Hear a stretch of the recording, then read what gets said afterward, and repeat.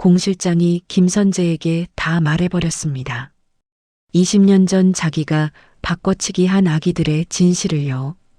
긴 세월을 돌아 마침내 루시아와 민세리가 친자라는 것을 알게 된 것에 공 실장은 자신도 잊고 있던 기억이 무슨 운명의 장난으로 돌아온 것인지 공황에 빠져 김선재에게 루시아와 민세리가 친자 사이라고 말해버린 것입니다.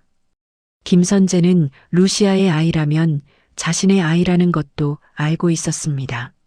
죽은 백미소가 자신의 딸인 줄 알았는데 민세리라니 민강 유통을 자신의 핏줄로 점령할 수 있을 거라는 생각에 김선재는 승리의 미소를 짓습니다. 루시아와 민세리를 불러내는 김선재, 우리 사실 진짜 가족이야.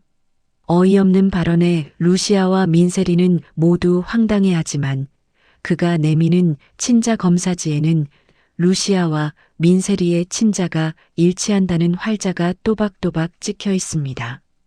루시아가 당황하는 것 이상으로 충격에 빠지는 건 민세리입니다. 그동안 언니로 알고 살아왔던 민경채가 사실은 죽은 백미소의 친모였고 자신은 눈앞에 새엄마 루시아의 친딸이라니. 충격에 빠진 민세리는 자리에서 일어나 도로로 뛰쳐나가고 교통사고를 당하고 맙니다. 다친 세리 앞에서 울부짖는 루시아, 당신은 내 딸을 2번 죽이려고 하는 거야. 미소, 그 다음에는 세리까지. 세리가 받을 충격은 생각도 안 한 거야. 당신은 악마라고. 루시아의 절규와 오열 속에 김선재의 마음속 뜨거운 무엇인가가 움직입니다. 태양을 삼킨 여자, 구독과 좋아요로 마지막까지 함께 해주세요. 민수정은 회의실 유리 너머로 보이는 두 사람의 뒷모습에서 눈을 떼지 못하고 있었어요. 민경채와 민지섭, 그리고 그들 사이에 놓인 도면과 계약서, 웃음 섞인 대화가 유리창을 타고 희미하게 전해지고 있었죠. 조금 전까지도 민지섭은 자신의 편이었습니다. 어릴 때부터 우리 수정이가 제일 똑똑하다라며 등을 떠밀어 주던 오빠였고 회사를 들어와서는 사소한 결제 하나도 꼭 수정에게 먼저 물어보곤 했는데요. 그 오빠 입에서 방금 전 형님, 나중에 전무자리는 저를 쓰셔야죠. 사람은 믿었으면 끝까지 가야 하지 않겠습니까? 라는 말이 나오는 걸 듣는 순간 수정의 심장 안쪽이 서늘하게 식어버렸습니다. 전무자리는 내 자리인데. 속으로 중얼거리는 목소리가 점점 더 거칠어지고 있었어요. 민수정이 전무자리에 오르기까지 친딸이 아니라는 이유로 민두식의 인정에서 늘 한 발짝 밀려있던 시간, 그 공백을 메우려고 밤샘을 반복했던 날들, 거래처에서 사장님 따님 말고 진짜 따님은 따로 계시죠? 라며 웃던 사람들의 얼굴이 한꺼번에 떠올랐습니다. 그 모든 시간을 버텨서 겨우 얻은 자리인데 이제 와서 민경채가 그리고 그 옆에 새로 붙은 민지섭이 손을 뻗어오는 모습이 눈앞에서 선명해지고 있었죠. 회의실 문이 열리자 민지섭이 먼저 나왔고 수정과 눈이 마주쳤습니다. 수정아, 끝나고 밥이나 먹자. 요즘 바쁘지? 예전 같았으면 반가운 척 웃으며 장난 섞인 말을 덧붙였을 텐데 입꼬리가 잘 올라가지 않았어요. 네, 오빠. 바쁘죠 뭐. 대답은 공손했지만 그 사이로 미세한 냉기가 스며들었습니다. 민경채가 뒤이어 걸어 나왔고 잠깐 눈길이 스쳤습니다. 경채는 여느 때처럼 차분한 표정이었고 특별한 감정이 느껴지지 않았습니다. 그 담백함이 오히려 수정의 속을 더 뒤틀리게 했어요. 저 사람은 알까? 자기 옆에 붙어 있는 민지섭이 내 자리를 노린다는 걸. 아니면 이미 알고도 받아들인 걸까? 수정은 그 자리에서 바로 싸울 생각은 없었습니다. 감정이 앞서서 질러버린 말 한마디가 지금까지 쌓아온 모든 걸 무너뜨릴 수 있다는 걸 너무 잘 알고 있었거든요. 그래서 더 차갑게 머리를 돌리기 시작했어요. 사장 자리. 그리고 그 자리를 둘러싼 피 묻지 않은 싸움들. 민경채한테서 사람들을 떼어내야 해. 그 사람이 두식회장의 친딸인 것도, 세리가 조카인 것도 다 이용할 수 있는 카드야. 그 순간 머릿속에서 어떤 그림이 떠올랐습니다. 민경채와 민세리, 그리고 혈연. 사람들은 늘 피에 민감했고 특히 재벌가의 피 한 줄기가 어떻게 연결되어 있는지에 따라 주주들의 태도가 순식간에 바뀌곤 했어요. 유전자 검사라는 단어가 떠오르는데 오랜 시간이 걸리지 않았습니다. 수정은 바로 그날 오후 조용한 번호로 병원 연구실에 전화를 걸었습니다. 개인적인 의뢰라고 설명했고 상대는 돈과 비밀 보장을 전제로 얼마든지 가능하다고 했어요. 준비물은 간단했습니다. 칫솔, 머리카락 혹은 혈액. 확실한 건 일상에서 자연스럽게 가져올 수 있다는 점이었죠. 수정은 그 중에서 가장 자연스러운 것을 선택했습니다. 칫솔. 공 실장이 매일 밤 경채와 세리의 집을 오가며 집안일을 돕는다는 사실을 알고 있었기 때문이었어요. 그날 저녁 공 실장이 사무실에 서류를 들고 들어왔을 때 수정은 아무렇지 않은 얼굴로 말을 꺼냈습니다. 실장님, 요즘 사모님 건강은 좀 어떠세요? 예전보다 훨씬 좋아 보이시던데. 공 실장은 잠시 긴장을 풀듯 웃었습니다. 많이 좋아지셨어요. 세리 아가씨 때문에 버티시는 거죠. 둘이 있으면 꼭 친엄마랑 딸 같아요. 그 말 한마디가 수정의 속을 미묘하게 자극했어요. 친엄마랑 딸 누가 누구의 딸인지 정확히 밝혀보는 것도 나쁘지 않겠네. 수정은 마치 사소한 부탁을 하는 사람처럼 자연스럽게 말을 이어갔습니다. 실장님, 제가 요즘 후원하는 연구 프로젝트가 하나 있는데요. 유전 질환 검사라서요. 샘플이 좀 필요하대요. 사모님이나 세리 씨 칫솔 한 번만 가져다 주실 수 있을까요? 이름 같은 건 안 적고 그냥 번호로만 처리한다던데. 공 실장의 눈이 잠시 흔들렸습니다. 민두식 집안과 관련된 어떤 것이라도 함부로 밖으로 내보내는 일은 늘 꺼려왔기 때문이었어요. 하지만 수정이 건넨 미소는 매끄럽고 부드러웠습니다. 실장님 아니면 부탁 못 드리죠. 저도 사모님 건강이 늘 걱정돼서 그래요. 공 실장은 잠시 망설였지만 결국 고개를 끄덕였습니다. 정루시아의 옆에서 그를 지켜온 세월이 길었고 수정이 말한 유전질환 검사라는 명목은 어느 정도 이해가 됐거든요. 그 선에 섞인 동의가 앞으로 벌어질 모든 일을 향해 조용히 문을 열고 있다는 걸 그때는 누구도 알지 못했습니다. 며칠 뒤 수정의 책상 서랍에는 깨끗이 씻겨 마른 지퍼백 2개가 들어 있었습니다. 사모님 칫솔, 세리 아가씨 칫솔입니다. 다른데 보이면 안 되니까 잘 챙기세요. 공 실장은 그렇게 말하고 조용히 나갔고 수정은 문이 닫히는 소리를 듣는 순간 입꼬리를 천천히 올렸어요. 지퍼백 겉면에는 수정이 직접 작게 표시를 해두었습니다. K.S. 민경채와 민세리를 의미하는 듯한 표시였지만 실제로는 둘 다 민경채의 이름을 가리키지 않고 있었죠. 수정은 봉투를 들고 병원 검사실에 맡기면서 창구 직원에게 최대한 자연스럽게 말했습니다. 가족관계 확인용이에요. 사적인 거라 기록은 남기지 말아주세요. 비용은 2배로 드릴게요.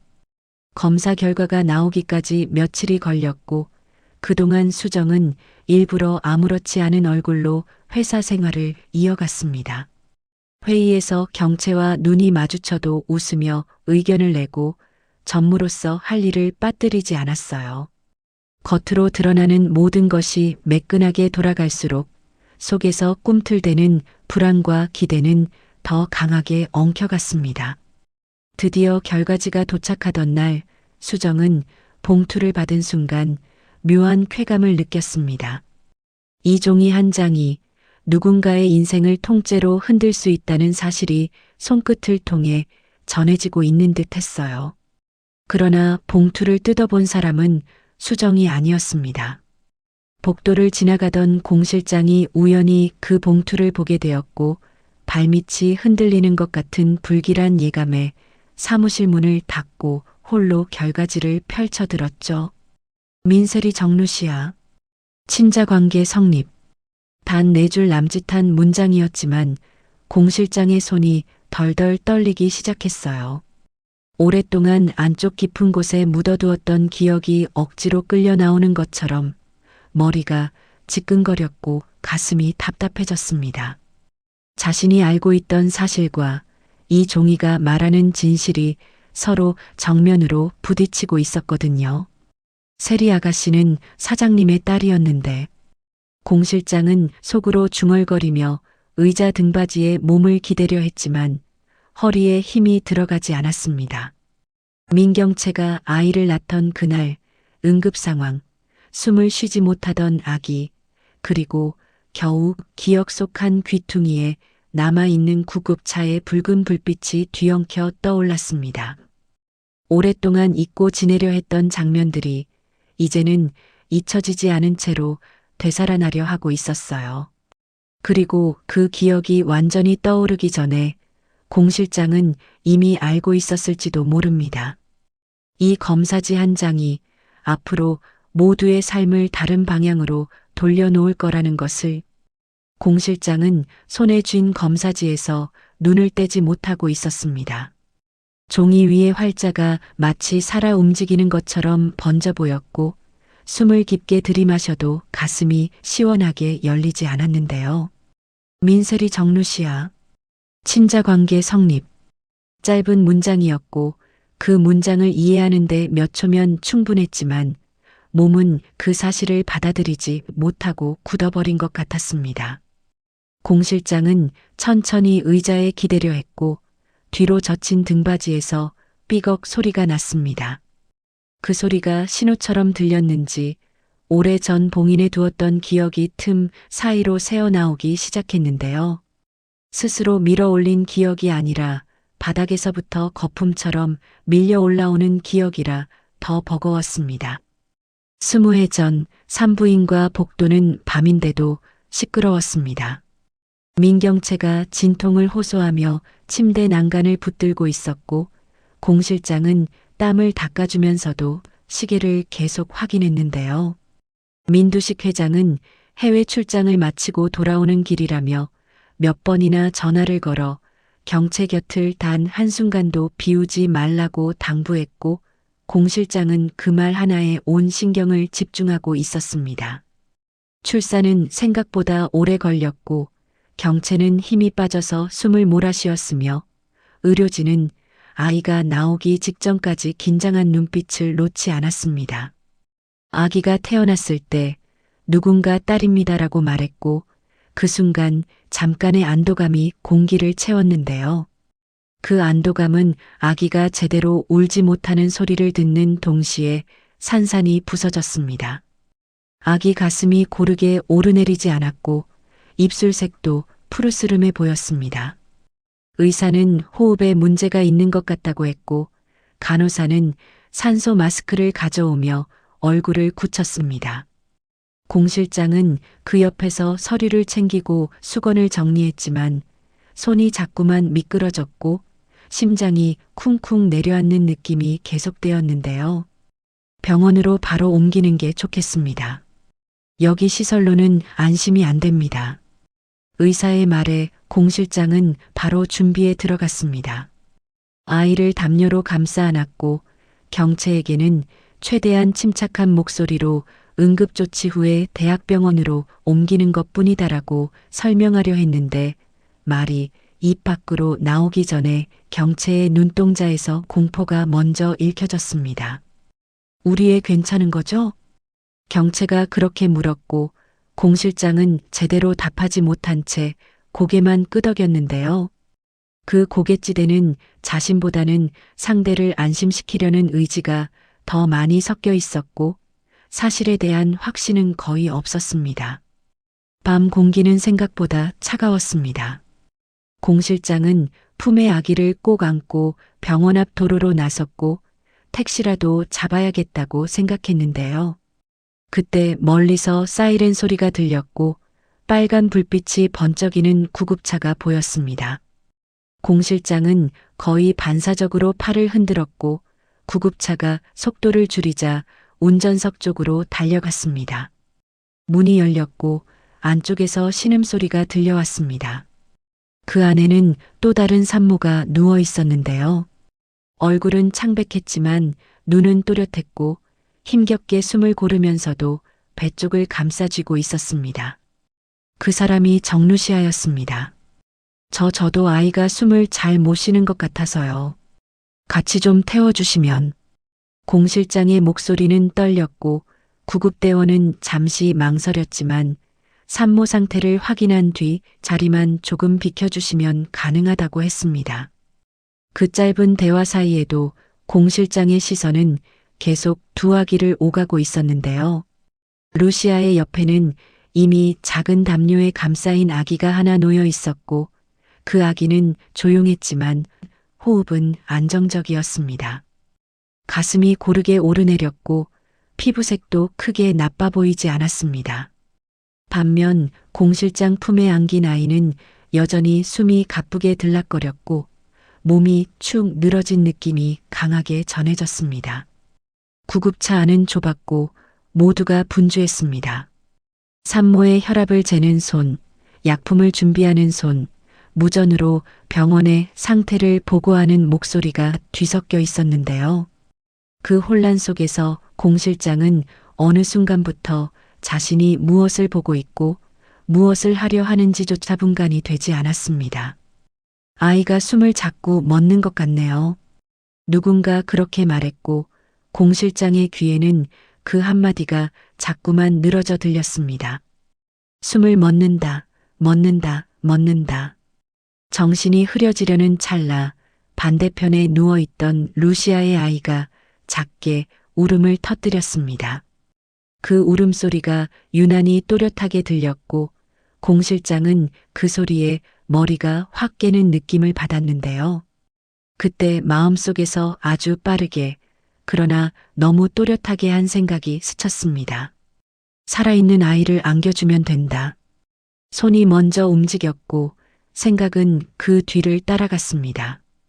공 실장은 주변 시선을 한번 훑어봤고 그 짧은 순간에 모두의 시선이 산모 쪽으로 쏠려 있다는 걸 확인했습니다.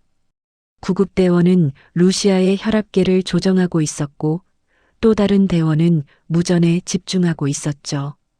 공 실장은 자신도 모르게 담요를 풀었습니다. 품에 있던 아기를 조심스럽게 내려놓았고 루시아 옆에 있던 아기를 들어 올렸는데요. 두 아기의 몸무게는 묘하게 비슷했고 담요의 색도 크게 다르지 않았습니다. 손이 떨렸지만 그 떨림마저도 구급차의 흔들림 속에 섞여버리는 것 같았고 누구도 그의 손동작에 명확하게 주의를 기울이지 않았습니다. 곧 도착합니다. 조금만 버티세요. 구급대원의 목소리가 뒤에서 들렸고 공 실장은 받고 안은 아이를 한 번 더 꼭 끌어안았습니다. 심장이 빠르게 뛰었고 동시에 머릿속에서는 말이 안 되는 합리화가 이어졌는데요. 둘 다 살면 되는 거야. 지금 이 순간에는 이 아이를 먼저 살려야 해. 회장님 딸을, 아니, 그냥 눈앞에 이 아이를. 병원에 도착했을 때 공 실장은 이미 결정을 내린 상태였습니다. 민경채에게 안겨줄 아이는 방금 받고 하는 그 아이였고 진짜 민경채의 친딸은 의료진에게 맡겨졌습니다. 누구도 그 바꿔치기를 눈치채지 못했고 공 실장은 이후로 그날의 일을 입 밖으로 꺼내지 않았습니다. 산모 대기실에서 경채가 깨어났을 때 공 실장은 미소를 지으며 말했습니다. 사모님 축하드립니다. 공주님이세요. 응급조치받고 지금은 많이 안정되셨고요. 경채는 눈물 섞인 웃음을 지었고 공 실장은 그 환한 얼굴을 보며 잠시 안도감을 느꼈습니다. 그 안도감이 바로 자신이 저지른 일을 기억 속 깊은 곳으로 밀어넣는 힘이 되었는데요. 이후로 그는 의도적으로 그날의 구급차, 바뀐 아기, 응급실의 불빛을 떠올리지 않으려 했고, 시간이 흐를수록 그것들은 점점 흐릿한 그림처럼 변해갔습니다. 하지만 검사지 한 장이 잊힌 줄 알았던 그림에 색을 다시 입히고 있었습니다. 민세리와 루시아의 친자 관계, 그리고 자신이 품에 안고 뛰어가던 숨가쁘던 아이가 지금 어디에서 어떤 이름으로 살아왔는지 모른다는 사실이 가슴을 조여왔습니다. 공 실장은 서류를 손에서 놓으려 했지만 손가락이 잘 펴지지 않았습니다. 종이가 땀에 젖어 축축해졌고 이마에서도 식은 땀이 흘러내렸는데요. 내가 무슨 짓을 한 거지? 한 줄 중얼거림이 입 밖으로 새어나왔고 그 말과 함께 20년 동안 덮어두었던 죄책감이 다시 형체를 드러내기 시작했습니다.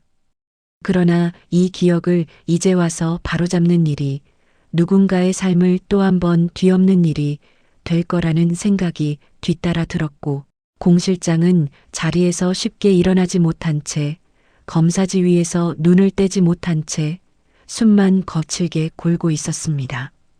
공 실장은 복도를 비틀거리며 걸어 나왔습니다. 손에는 아직도 검사지가 쥐어져 있었고 종이 끝이 구겨질 정도로 힘이 들어가 있었는데요. 형광등 불빛이 머리 위에서 웅웅거리며 울리는 것 같았고 사람들 말소리는 먼 바다 소리처럼 흐릿하게 들려왔습니다. 실장님, 괜찮으세요? 누군가 인사를 했지만 공 실장은 대답을 못하고 고개만 한번 끄덕였고 그대로 곧장 구석 난간 쪽으로 몸을 피했습니다. 난간에 손을 짚었는데 팔 힘이 빠져서 손가락이 미끄러질 것 같았고 그제야 자신이 숨을 제대로 쉬고 있지 않다는 걸 알아차렸습니다. 민세리와 정루시아가 친모녀라니. 머릿속에서 문장이 천천히 그러나 끊임없이 반복되고 있었고 그 문장이 돌덩이처럼 가슴을 눌렀습니다.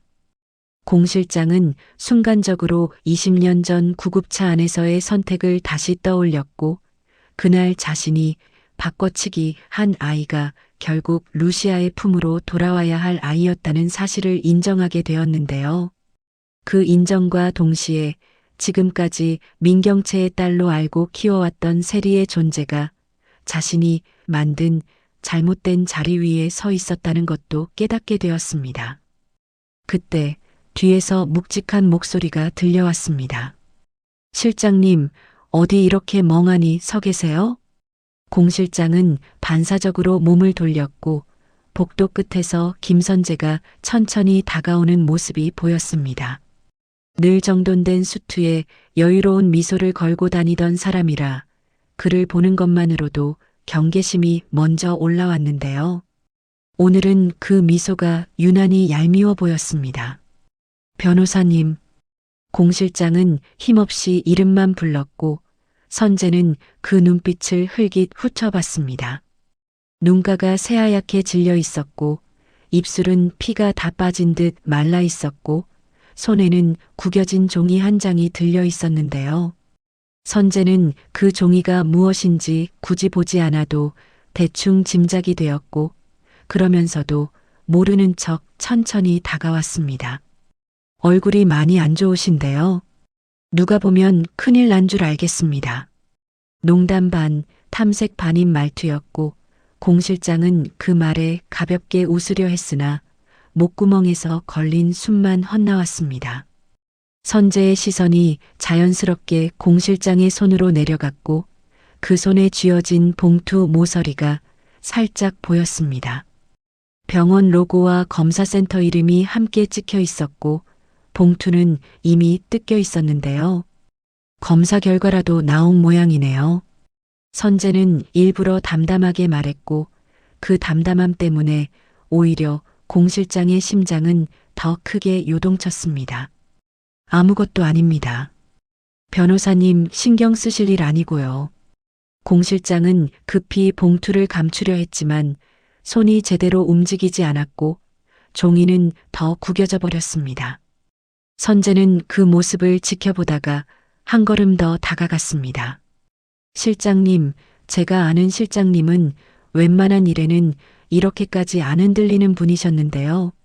손까지 저렇게 떨리게 만드는 서류면 이미 저도 연루되어 있을 가능성이 크지 않겠습니까? 겉으로는 농담처럼 들리는 말이었으나 눈빛에는 명확한 의도가 담겨 있었고 공 실장은 그 눈빛을 피하지 못했습니다.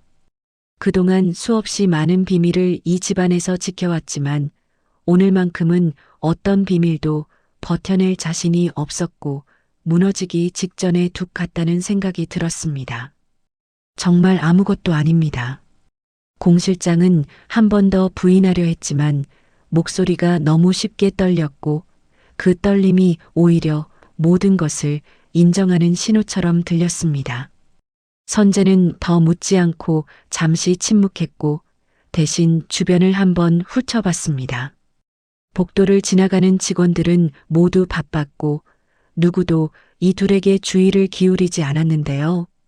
그는 바로 옆 회의실 빈 방 문을 열어보더니 안쪽이 비어 있는 것을 확인하고 천천히 문을 크게 열었습니다.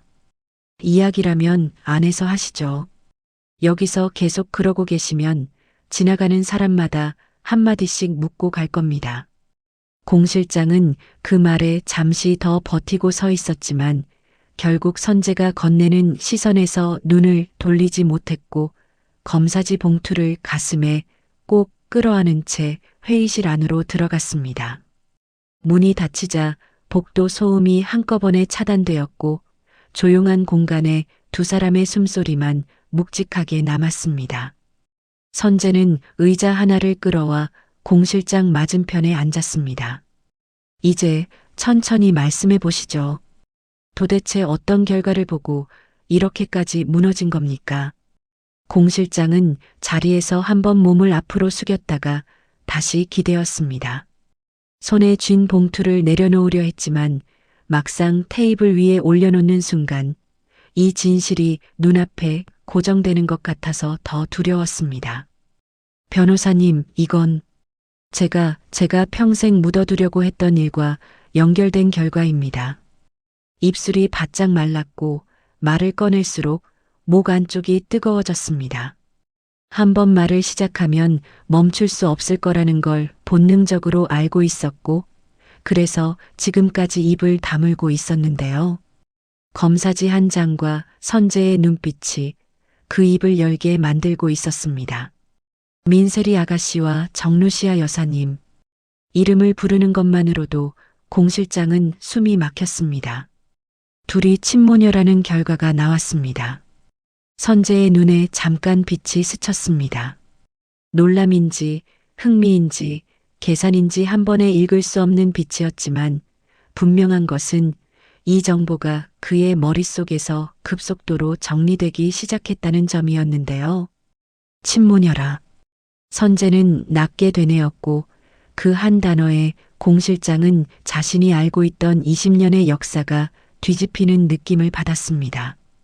하지만 세리 아가씨는 사장님 딸이었잖습니까? 선재가 일부러 되묻자 공 실장은 마침내 봉투를 열어 테이블 위에 검사지 사본을 꺼냈습니다. 종이는 이미 여러 번 접힌 듯 군데군데 자국이 남아 있었고 표시된 수치와 판정 문구가 명확하게 인쇄되어 있었습니다. 사장님이 아이를 낳으시던 날 제가 거기 있었습니다. 아기를 받아들었고 숨을 제대로 쉬지 못한다는 말도 들었고 병원으로 옮기던 길에 말이 점점 느려졌고 공 실장은 입술을 깨물었습니다. 지금까지 한 번도 입 밖으로 꺼내지 않았던 문장을 꺼내려니 혀가 잘 움직이지 않는 느낌이 들었는데요. 그러면서도 이 이야기를 듣고 있는 사람이 김선재라는 사실이 묘하게 안도감을 주기도 했습니다. 그는 이 집안의 추악한 면을 이미 여러 번 보았고 비밀을 흥정의 수단으로 바꿀 줄 아는 사람이었기 때문입니다. 그때 구급차 안에서 사장님 아이와 같은 날 태어난 다른 아기를 제가 바꿔치기 했습니다. 회의실 공기가 단번에 무거워졌습니다. 선재의 표정은 크게 변하지 않았지만 눈동자가 아주 조금 좁혀졌고 그 변화를 공 실장은 놓치지 못했습니다. 사장님 아이는 숨을 잘 쉬지 못했고 다른 아이는 멀쩡해 보였고 전 그 순간 살아있는 아이를 안겨드려야 한다고 그게 제 일이라고 생각했습니다. 그래서 공 실장은 더 이상 말을 잇지 못하고 고개를 숙였습니다. 손등 위에 눈물이 떨어졌고 눈물 자국이 천천히 번졌는데요. 선재는 그 눈물을 보면서도 한동안 말이 없었습니다. 불쌍해서가 아니라 머릿속에서 수많은 퍼즐 조각을 맞추는 중이었기 때문입니다. 20년 전 루시아가 어디선가 아이를 낳았고 그 아이는 백미소라는 이름으로 자라났습니다. 그리고 어느 날 민세리와 얽힌 사건 끝에 스스로 생을 마감했다는 사실을 선재는 이미 알고 있었는데요. 지금 눈앞에서 드러난 진실은 그동안 석연치 않게 느껴졌던 부분들을 하나씩 채우고 있었습니다. 루시아의 아이가 어디로 갔는지, 민경채의 친딸이 왜 그토록 지워진 사람처럼 취급되어 왔는지, 선재의 시선이 검사지 위에 머물렀고 이름들을 조용히 따라 읽어내려갔습니다. 민세리, 정루시아, 친모녀. 그 순간 머릿속에서 또 하나의 연결이 번쩍 떠올랐습니다. 그럼 백미소는? 선재가 낮게 중얼거리자 공 실장은 고개를 들었습니다. 네. 그날 제가 바꿔 태운 아이, 그 아이가 루시아 씨에게 건네졌을 가능성이 큽니다. 그리고 그 아이가 나중에 백미소라는 이름으로 자랐겠지요. 선재는 숨을 길게 내쉬었습니다.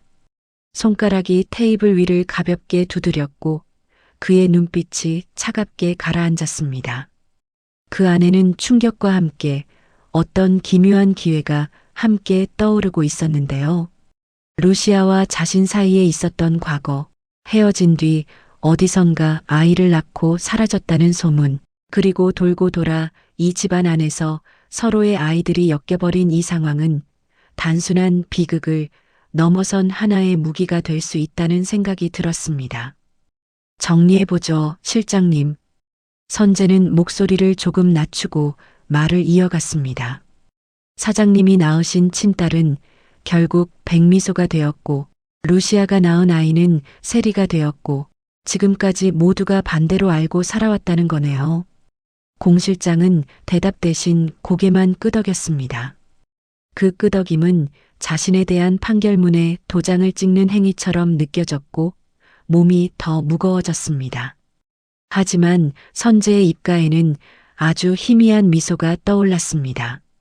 잔인한 미소라기보다는 뭔가 오래 찾던 조각을 드디어 손에 넣은 사람의 표정에 가까웠는데요.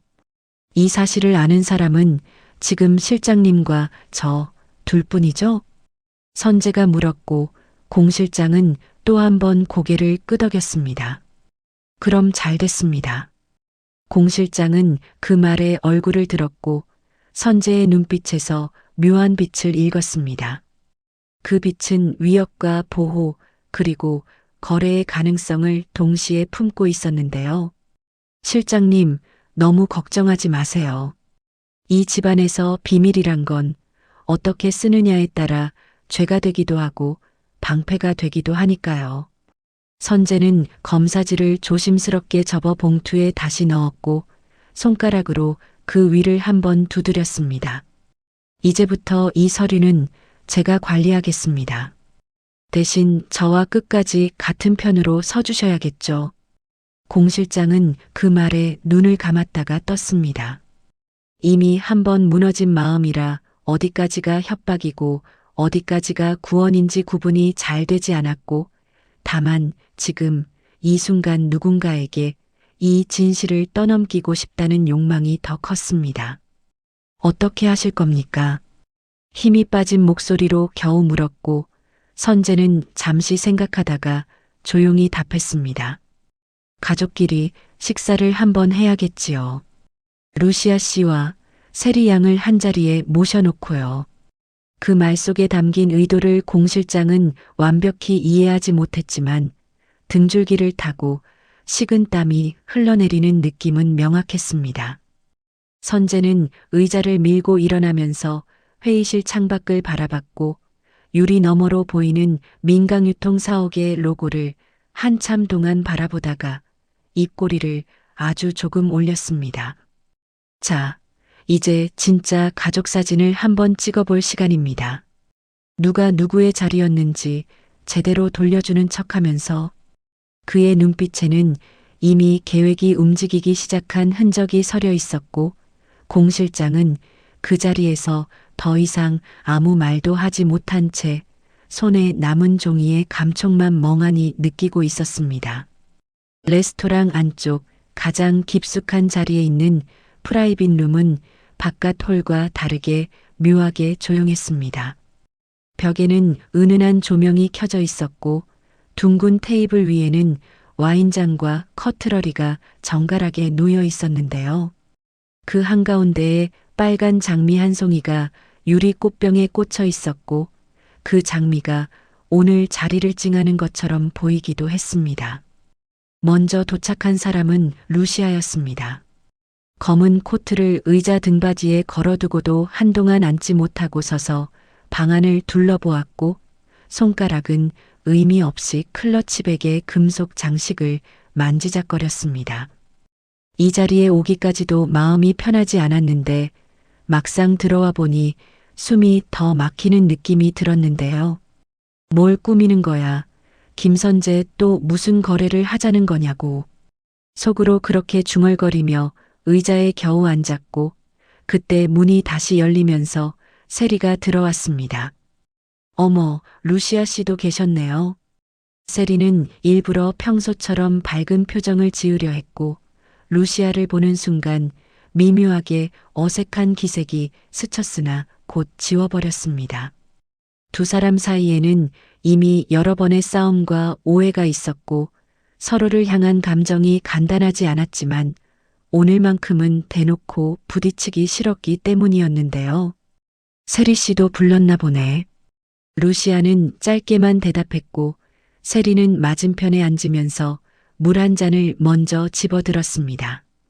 입술이 말라 있었고 물이 목을 타고 내려가도 긴장은 전혀 풀리지 않았습니다. 잠시 후 세 번째 문이 열리는 소리가 났고 김선재가 들어왔습니다. 그는 언제나처럼 단정한 수트 차림이었고 여유로운 걸음으로 둘 사이를 바라보며 자리로 다가왔습니다. 둘 다 와 있었군요. 생각보다 시간이 정확하시네. 가벼운 농담이었지만 웃음은 누구에게서도 나오지 않았습니다.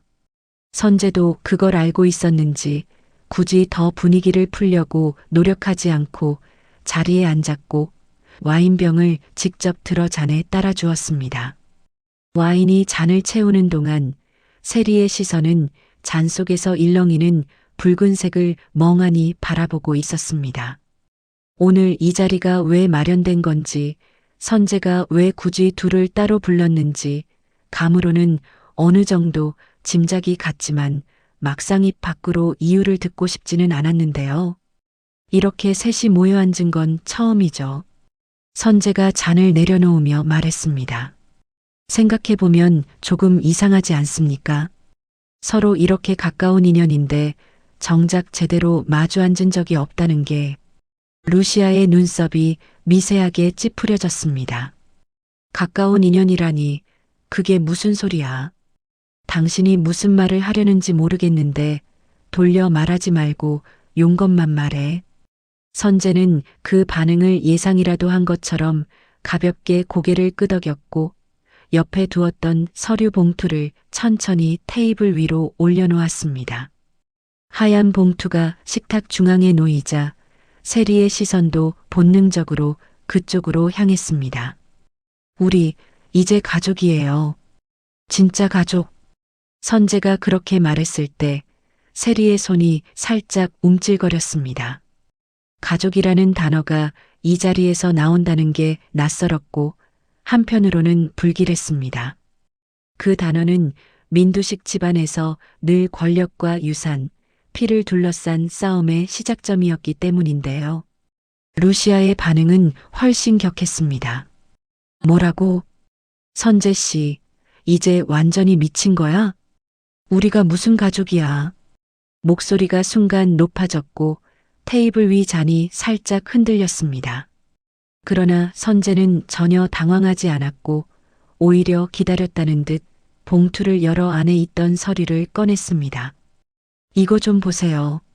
말로 하면 믿기 힘들 테니까요. 그는 한 장짜리 검사지를 접은 채로 일부러 루시아 쪽으로 먼저 내밀었고 시선을 돌려 세리의 반응을 슬쩍 살폈습니다. 세리는 서류 내용을 직접 보지 못한 채 루시아의 얼굴 표정만 바라보고 있었는데요. 루시아는 처음에는 대수롭지 않은 듯 서류를 펼쳤습니다. 그러나 이름과 숫자, 그리고 마지막에 적힌 판정 문구를 읽는 순간 눈동자가 확 수축했고 손끝에 힘이 빠져 종이가 흔들렸습니다. 이게 뭐야? 루시아의 목소리가 잠겼습니다. 선재는 여유로운 톤을 유지하며 설명을 덧붙였습니다. 민경채 사장님과 세리 양의 유전자 검사를 의뢰한 줄 아셨죠?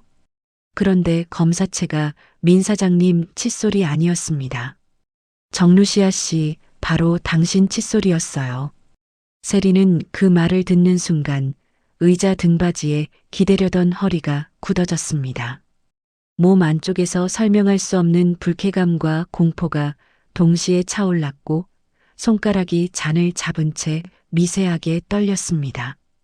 그리고 결과는 이미 루시아 씨도 보셨겠지만 아주 명확합니다. 민세리 정루시아 친자관계 성립. 선재는 천천히 발음을 끊어가며 읽었고 그 한 단어 한 단어가 세리의 머릿속으로 박혔습니다. 친자, 관계, 성립. 그럴 리가. 세리가 본능적으로 중얼거렸습니다. 제 엄마는 경채 언니인데요. 지금까지 자신을 키워준 사람, 언제나 언니라고 불러왔지만 실제로는 엄마였다고 믿어온 사람, 민경채. 그 사람이 진짜 엄마가 아닐 수도 있다는 말은 단순한 정보 이상의 의미를 가지고 있었고 세리는 그 사실을 당장 이해할 수 없었습니다. 루시아는 서류에서 눈을 떼지 못한 채 숨을 거칠게 쉬고 있었고 선재는 그 둘의 반응을 조용히 비교하듯 바라보았습니다. 믿기 싫으시겠지만 이건 단순한 실수가 아닙니다. 20년 전 사장님이 아이를 낳으시던 날 응급 상황이 있었고 공 실장님이 같은 날 태어난 다른 아기와 바꾸어 버렸어요. 그는 공 실장에게서 들은 이야기를 간단하게 정리해 들려주었습니다. 산부인과 숨을 쉬지 못하던 아기, 구급차, 그리고 루시아의 품에 있던 또 다른 아기. 공 실장이 공포와 책임감 사이에서 내린 선택, 살아있는 아이를 안겨주어야 한다는 강박, 그 뒤로 20년간 묻혀있던 진실을 차분하게 나열했고 말의 끝에는 다시 세리를 보았습니다. 결국 정리하면 이겁니다. 죽은 백미소는 민경채 씨의 친딸이었고 지금 이 자리에 민세리는 루시아 씨와 그리고 저의 딸이죠. 순간 공기가 정지한 것처럼 느껴졌습니다. 루시아의 눈이 크게 떠졌고 세리는 숨을 들이마시다가 멈춘 채 가슴을 움켜쥐었습니다. 뭐라고요? 세리의 목소리는 자기 귀에도 낯설게 들렸습니다. 그동안 자신이 알고 있던 족보와 관계도 머릿속에서 한꺼번에 뒤집히고 있었습니다. 민경채, 이복 언니, 민두식, 외삼촌 같은 존재. 루시아, 언제나 자신을 공격하고 모욕하던 여자.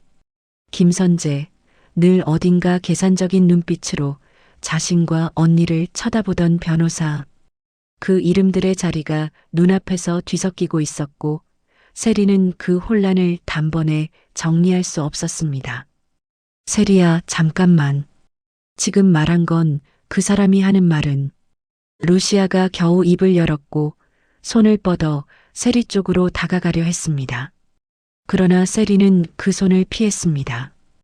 의자가 바닥을 긁으며 뒤로 밀렸고 그 소리가 유난히 크게 울렸습니다. 가족이라고요? 세리는 선재를 노려보며 말했다고 생각했지만 목소리는 떨리고 있었습니다. 이 이야기가 진실이라 해도 어떻게 이런 자리에 앉혀놓고 다 말할 수가 있어요. 아무 준비도 안 된 사람 앞에서 그냥 이렇게. 선재는 잠시 눈을 감았다가 떴습니다. 세리 양, 진실은 언젠가 드러나게 되어 있습니다. 지금이든 나중이든 똑같이 아플 겁니다. 오히려 이렇게 세 사람만 있는 자리에서 듣는 게 덜 잔인하다고 저는 생각합니다. 덜 잔인하다고요? 루시아가 날카롭게 받아쳤습니다. 지금 내가 한 말이 그거야, 선재 씨? 이게 내 방식의 배려야? 그 아이한테 지금 무슨 말을 쏟아낸 건지 내가 정말 모른다고 생각해? 루시아의 눈에 분노와 공포가 함께 서려 있었고 동시에 미소라는 이름이 머릿속을 스치고 지나가고 있었습니다. 죽은 줄로만 알았던 딸, 애써 잊으려 했던 아이, 그리고 지금 자신 앞에서 충격으로 입술을 깨물고 있는 세리가 모두 한 줄로 이어지는 느낌이었습니다. 가족? 웃기지 마. 세리가 한 발짝 뒤로 물러나며 말했습니다. 가족이라면서요. 그런데 왜 지금까지 아무도 날 가족처럼 대하지 않았는데요? 민경채와의 거리감, 늘 어디까지가 사랑이고 어디부터가 책임인지 모르게 만들던 애매한 온도, 집안에서 자신이 차지한 자리, 그 자리가 사실은 빌려온 자리일 수도 있다는 생각이 뒤늦게 밀려왔습니다. 당신들 다 나한테 한 번도 제대로 설명해 준 적 없잖아요. 언니도, 회장님도, 그리고 루시아 씨도. 세리는 마지막에 루시아를 바라봤습니다. 언제나 자신을 공격하던 눈빛, 미소를 놓고 싸우던 말들, 서로를 향한 증오와 질투가 사실은 엇갈린 모성일 수도 있다는 생각이 잠깐 스쳤으나 그 생각을 붙잡을 여유는 없었습니다. 나는 그냥 잘못 태어난 사람 같잖아. 세리는 그렇게 말하고 입술을 깨물었고 곧 고개를 세게 저었습니다. 아니, 잘못 태어난 게 아니라 잘못 놓인 거겠죠. 당신들이 그렇게 만들었으니까. 루시아가 다시 다가가려고 했지만 세리는 더 물러났습니다. 테이블 끝에 거의 닿을 만큼 뒤로 밀렸고 결국 의자를 밀어내고 일어서 버렸습니다. 세리야, 잠깐만. 지금 당장 나가지 마. 우리 이야기를 더. 됐어요. 더 듣고 싶지 않아요. 세리는 선재를 한번, 루시아를 한번 번갈아 바라보았고 그 눈빛에는 공포와 분노 그리고 깊은 배신감이 뒤엉켜 있었습니다. 당신들 둘 다 용서 안 해요. 지금도 과거에도 앞으로도 영원히. 마지막 말이 테이블 위에 떨어지자마자 세리는 몸을 돌려 문 쪽으로 걸어갔습니다. 걸음은 휘청거렸지만 속도는 빨랐고 루시아는 반사적으로 자리에서 일어나 뒤를 쫓았습니다. 세리야. 부르는 소리가 허공에 부딪혔고 문이 열렸다 닫히는 소리가 이어졌습니다. 남은 자리에는 뒤엉킨 와인 향과 침묵만이 남았습니다. 루시아는 문 앞까지 달려갔다가 잠시 멈춰서서 다시 한번 선재를 노려보았고 그 눈빛에는 분노와 혐오가 가득했습니다. 이 얘기가 진실이라 해도 세리 앞에서 이렇게 던져버릴 자격은 당신한테 없어. 가족? 그런 말 다시 입에 올리지 마. 당신, 나는 앞으로도 절대 용서 안 할 거야. 그렇게 말하고 문을 박차고 나가자 방 안에는 김선재 혼자만 남았습니다. 선재는 잠시도 흔들리지 않는 얼굴로 빈 의자들을 바라보았고 테이블 중앙에 놓인 검사지를 다시 한번 접어 정리했습니다.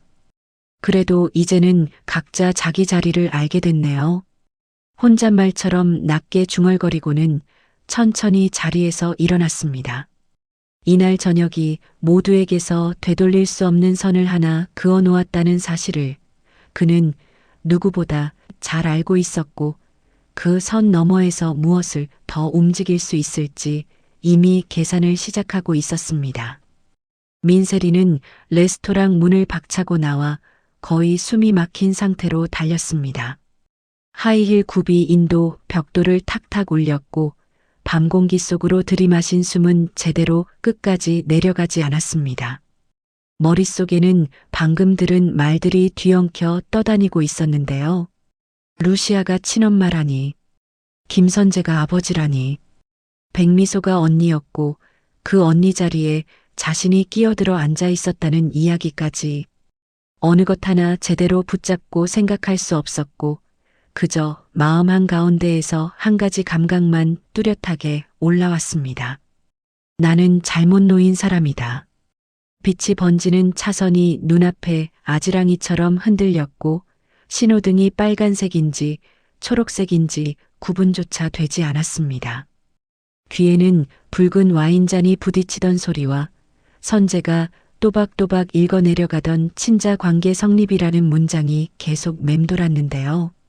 가족이라면서요. 민세리는 혼잣말처럼 뱉고 더 세게 달리기 시작했습니다. 도망칠 곳이 있는 것도 아니었고 어디로 가겠다고 정한 것도 아니었지만 그 자리에는 더 이상 있을 수 없었습니다.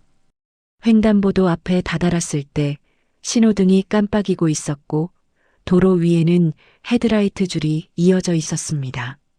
저 멀리서 차 한 대가 빠르게 다가오고 있었지만 민세리의 눈에는 그 빛마저도 흐릿하게 퍼져 보였습니다.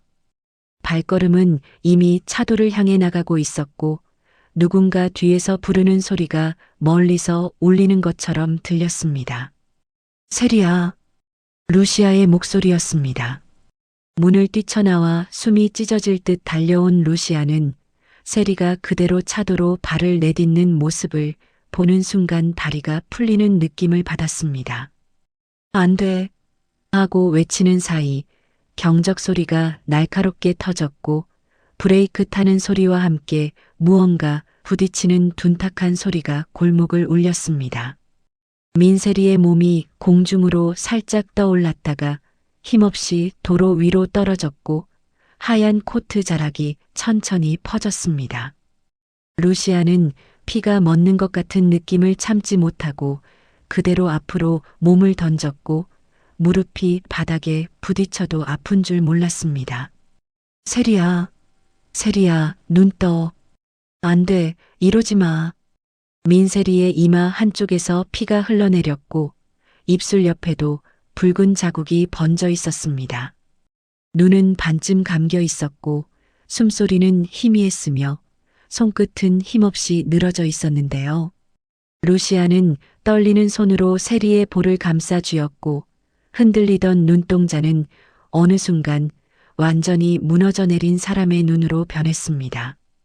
내가 널 미워하면서도 버리지 못한 이유가 이거였구나. 네가 내 딸이었어, 세리야. 목소리가 갈라졌고 눈물이 피와 섞여 세리의 얼굴로 떨어졌습니다. 지나가던 행인들이 놀라 휴대폰을 꺼내 119를 부르기 시작했고 차에서 내린 운전자는 얼굴이 하얗게 질려 우왕좌왕하고 있었습니다.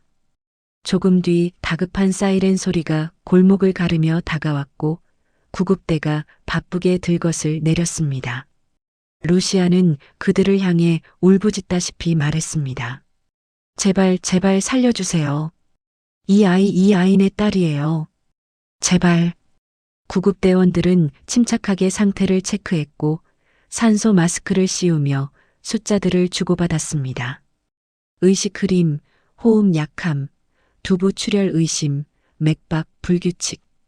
건조한 보고가 오가는 사이 루시아는 그 단어 하나하나에 몸이 경직되었습니다. 들것에 실려 올라가는 민세리의 손이 잠시 허공에서 덜렁거렸고 루시아는 그 손을 꽉 붙잡았습니다. 엄마야, 세리야. 엄마야, 엄마 여기 있어. 눈 떠 한 번만 더 눈 떠줘. 구급대원은 차 안으로 들어가며 옆자리를 털어주었습니다. 보호자 타세요. 빨리요. 루시아는 다리에 힘이 풀린 상태로 구급차에 올라탔고 문이 닫히는 순간 그녀의 시선이 잠깐 바깥을 스쳐 지나갔습니다. 골목 입구에 서서 이 장면을 멍하니 지켜보고 있던 김선재의 모습이 보였습니다. 선재는 한 손으로 휴대폰을 꼭 쥔 채 굳어 선 사람처럼 서 있었습니다. 자신이 만들어 놓은 자리, 자신이 밀어붙인 진실, 자신이 설계한 판이 눈앞에서 전혀 다른 방향으로 튀어나가는 장면을 보고 있었는데요. 구급차 문이 닫히고 사이렌과 함께 차가 출발하자 선재는 그제야 숨을 한번 내쉬었습니다. 늦게 따라 달려나왔던 발걸음이 애매한 지점에서 멈춰섰고 지금 이 자리에서 어디까지 개입해야 할지 계산하는 습관이 자동으로 작동했습니다. 민세리는 루시아와 내 딸이다. 그 사실은 여전히 변하지 않았고 방금 전까지는 그 사실이 가장 날카로운 무기가 될 거라고 믿고 있었는데요. 도로 위에 쓰러졌던 세리의 몸, 피에 젖은 얼굴, 울부짖으며 딸을 부르던 루시아의 목소리가 머릿속에 그대로 박혀버렸습니다. 죽으면 안 되지. 선재는 낮게 중얼거렸습니다. 그 말에는 계산과 감정이 얽혀 있었고 어느 쪽이 더 무거운지 당장 구분하기 힘들었습니다. 민강유통 후계 구도, 경체를 견제하기 위한 카드, 민두식에게 던질 패, 그 모든 걸 떠나서 방금 전 구급차 안으로 실려가는 세리의 손을 붙잡고 울던 루시아의 모습이 과거의 어느 장면과 겹쳐 보였기 때문이었습니다. 루시아가 자신에게 헤어지자고 말하던 날, 홀로 병원을 향해 걸어가던 뒷모습, 어딘가에서 혼자 아이를 낳았다는 소식을 나중에서야 전해 들었을 때의 뒤늦은 찔림들이 한꺼번에 올라왔습니다. 또 놓칠 수는 없다.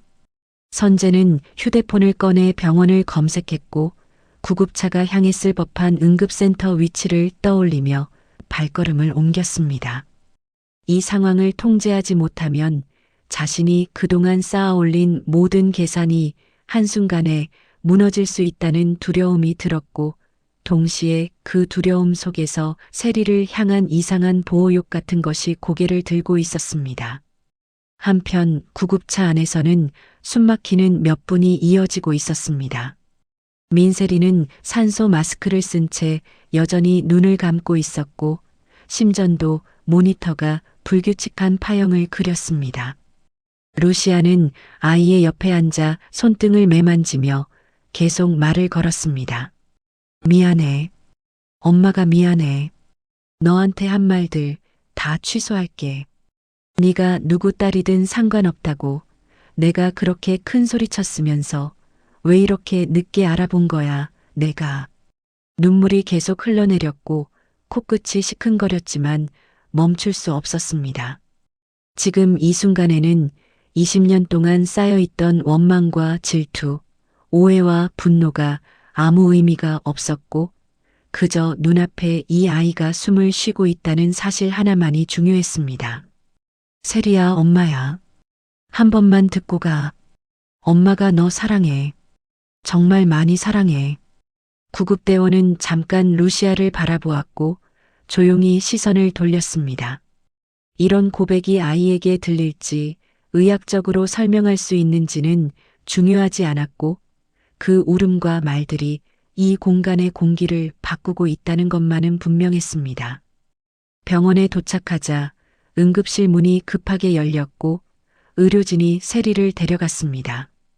보호자는 밖에서 기다리세요라는 간호사의 말에 루시아는 그대로 복도에 주저앉을 뻔했지만 겨우 벽을 짚고 일어났습니다. 몸은 녹초가 되었는데 머리는 더 또렷해지고 있었고 한 가지 결론만이 반복되고 있었습니다. 이 아이를 잃으면 나는 아무것도 아니다. 그때 뒤에서 발소리가 다가왔습니다. 고개를 돌리자 김선재가 숨을 고르며 서 있었습니다. 셔츠 단추 하나가 풀려 있었고 넥타이는 조금 느슨해져 있었으며 평소보다 표정이 흐트러져 있었습니다. 병실은? 선재의 첫 마디는 짧았습니다. 루시아는 눈가를 대충 훔치고 차갑게 말했습니다. 내가 왜 와? 이 모든 일의 시작이 내 입이었는데 왜 여기까지 따라와? 선재는 잠시 말을 멈추고 루시아를 바라보았습니다. 늘 서로에게 상처되는 말만 골라 던지던 사이였고 오늘 레스토랑에서의 폭로 역시 그 연장선이라고 생각했지만 도로 위에 쓰러져 있던 세리의 모습은 자신의 언행을 조금 다르게 돌아보게 만들고 있었습니다. 루시아. 선재는 드물게 이름만 불렀습니다. 호칭도 농담도 없이 아주 오래전처럼. 세리는 우리 딸이야. 지금은 누가 잘못했고 누가 먼저였는지 따질 시간은 아닌 것 같아. 루시아는 그 말에 눈을 치켜떴지만 곧 힘없이 고개를 떨궜습니다. 맞는 말이었기 때문입니다. 책임을 물으려면 나중에도 얼마든지 서로 물 수 있었습니다. 지금 이 순간 응급실 문 안에서 싸우고 있는 건 세리 한 사람뿐이었고 그 아이는 두 사람 모두의 피를 나눠받은 존재였습니다. 두 사람은 말없이 응급실 문을 바라보며 서 있었습니다. 복도 시계 초침이 유난히 크게 들렸고 의사와 간호사들이 바쁘게 오가는 모습이 희미하게 눈에 들어왔습니다. 선재는 마음속에서 무수한 계산을 다시 돌려보았습니다. 민강유통 지분 구조, 경체를 무너뜨리기 위한 카드, 두식을 움직일 명분, 그리고 내일 예정된 기자회견과 폭로. 그러나 그 숫자와 계획들 사이에 피투성이 얼굴로 실려가던 세리의 모습이 계속 끼어들었고 그때마다 계산이 틀어졌습니다. 민세리가 없으면 이 판은 완전히 다른 판이 된다. 그건 냉정한 사실이었습니다. 하지만 동시에 딸이라는 단어가 머릿속에서 어색하게 울리다가 점점 자리를 잡아가고 있었습니다. 당신 지금 뭐 생각해? 루시아가 힘없이 물었습니다. 선재는 잠시 대답을 망설이다가 천천히 말했습니다. 처음으로 내가 만든 판이 아니라 이 아이가 선택할 수 있는 판을 한번 만들어야겠다는 생각을 했어. 뜨겁지도 차갑지도 않은 문장이었지만 그 안에는 이전과 조금 다른 결이 있었습니다. 루시아는 그 말을 온전히 믿지는 않았지만 적어도 지금 이 복도에서 선재를 쫓아낼 힘은 없었고 잠시 동안은 같은 방향을 바라보는 수밖에 없다고 느꼈습니다. 응급실 문 위에 달린 작은 등이 계속 켜져 있었고 그 아래서 두 사람은 묵묵히 서 있었습니다. 한 사람은 죄책감과 공포에, 한 사람은 뒤늦게 찾아온 모성과 책임감 비슷한 감정에 휘감겨 있었고 그 중간에서 민세리는 보이지 않는 싸움을 이어가고 있었습니다. 이 밤이 지나면 민강유통과 이 가족들의 판도는 또 한 번 크게 뒤집히게 될 것이고 그 중심에 누워있는 사람이 바로 민셀이라는 사실만은 누구도 부정할 수 없었습니다.